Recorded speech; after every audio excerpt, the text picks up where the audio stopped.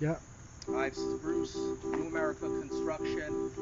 This is the garage of the home, and same thing here. We're going to remove all of the existing siding. The garage is already insulated.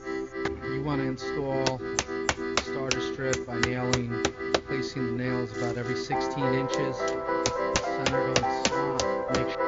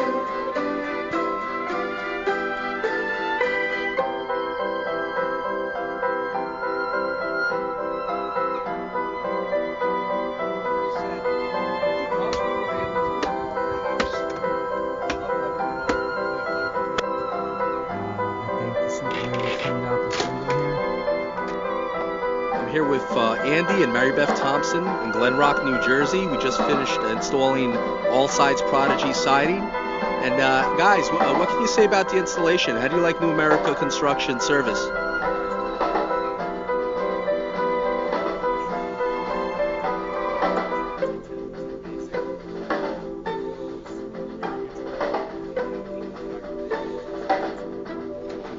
Here we are with the installation of vinyl cedar shake siding. As you notice, everything has to be Check this level and secure.